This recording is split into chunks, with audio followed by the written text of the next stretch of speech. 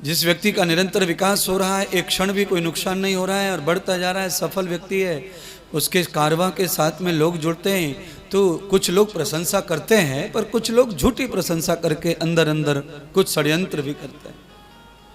और ये सबके साथ होता है। आपकी स्थिति बड़ी छोटी होगी जो भी आपके समाज में, घर में, पर सबके साथ होता है।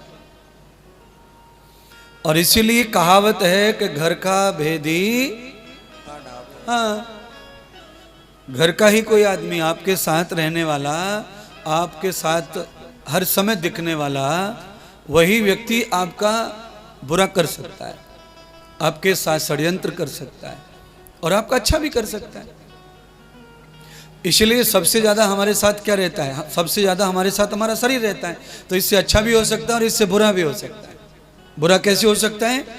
बुरा इसलिए हो सकता है कि मानो किसी महिला का विवाह हो गया और विवाह के बाद उसका पति समाप्त हो गया, तो बुरा हो गया। मरने को तो दुनिया भर के लोग मरते हैं, महिला का कोई नुकसान नहीं था, पर महिला का नुकसान जब हुआ जब उसने किसी को अपना माना पति के रूप में, तब उसका नुकसान हो गया। अकेली शादी से पहले भी थी पर कोई गम नहीं था, पर शादी के बाद अकेली हुई तो बहुत गम हो गए, क्योंकि जो सुख मिला, जो आनंद मिला, जो प्रेम मिला, वो सारा एकदम स्वार्थ जो था वो एकदम खत्म हो गया। उसे गम, वो दुख में परिवर्तित हो गया। 25 साल का जो आनंद भोग रहे थे वो दुख में एक दिन में परिवर्तित हुआ। और मुझे लगता है अब वो सुख बड़ी मुश्किल से आएगा लौट के। ये शरीर दुख है, और ये शरीर वो है कि ये अमरनाथ ले जाए, केदारनाथ ले जाए, बद्रीनाथ ले जाए, जगन्नाथ ले जाए, रामेश्वरम ले जाए, वृंदावन ले आए, कथा में ले जाए, और यही भगवती के धाम तक ले जा सकता है। इस काया में इतनी दिव्यता है कि इससे भगवान का भी धाम प्राप्त हो सकता है। ये शरीर ऐसा अपना, इसमें इतनी अच्छाई, और इसके अंदर बुराई कितनी है वो सब जान जाओ, सीख लो, जानते हो।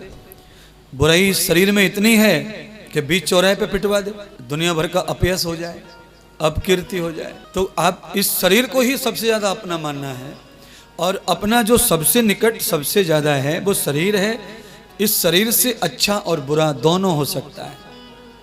समाज के व्यक्ति से भी, मित्र से भी, रिश्तेदार से भी, आपके घर में रखा हुआ जो पैसा है उससे भी अच्छा भी हो सकता है, बुरा भी हो सकता है। बुरा क्या हो सकता है कि पैसे के लिए आदमी की जान ले ली जाती है।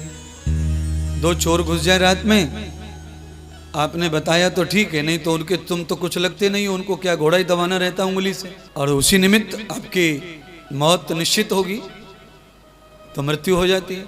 4 लोगों को दिल्ली में मार दिया कल रात में चोरों ने, और लेके गए मात्र 60,000 रुपये। 1 साल लगातार इंद्रदेव महाराज के आश्रम में ऐसे काम कर ले से तो 60,000 रुपये हो जाते 2-3 महीने में। एक मिस्त्री 1200 ले रहा है, 35,000 हो गए सीधे 2 महीने में, सीधे 64 हो गए। तो अब और क्या होना बताइए। फिर आदमी की ये शरीर जो है कब निकम्मा होगा, कब बुद्धि निकम्मी होगी, और थोड़ी सी किसी चीज के लालच में किसका मर्डर कर देंगे, किसको क्या कर देंगे, ये इस शरीर का ही काम है। ये इतना निकम्मा भी है और इतना महान है कि 84 लाख योनियों में सबसे उत्तम माना है। सब देवताओं का इसमें वास है, और जब देवता इसमें से निकल जाते हैं तो सिर्फ और सिर्फ राक्षस रह जाते हैं। फिर ये शरीर खुद राक्षस हो जाता है, शैतान हो जाता है, और जितने भी शैतानी धंधे वो सब करता है। जिसको हम सबसे ज्यादा अपना माने वो पत्नी है, पति है।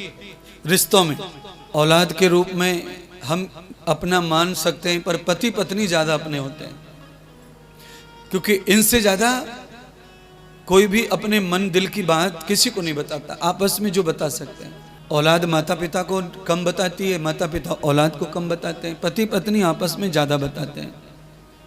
वैसे मित्र के बारे में भी कहा है कि मित्र मित्र दोनों आपस में ज्यादा, पति पत्नी जो बात न कहते हो आपस में वो मित्र मित्र कह लेते हैं, सखी सखी कह लेते हैं। तो मित्रता को भी बड़ा महिमा है, मित्रता को भी बड़ा स्थान है। पर शरीर में कब शैतानी और कब द्वेष आएगा, समय नहीं उसका फिक्स। काम कब अच्छा करेगा शरीर, कब बुरा करेगा, उसका समय फिक्स नहीं।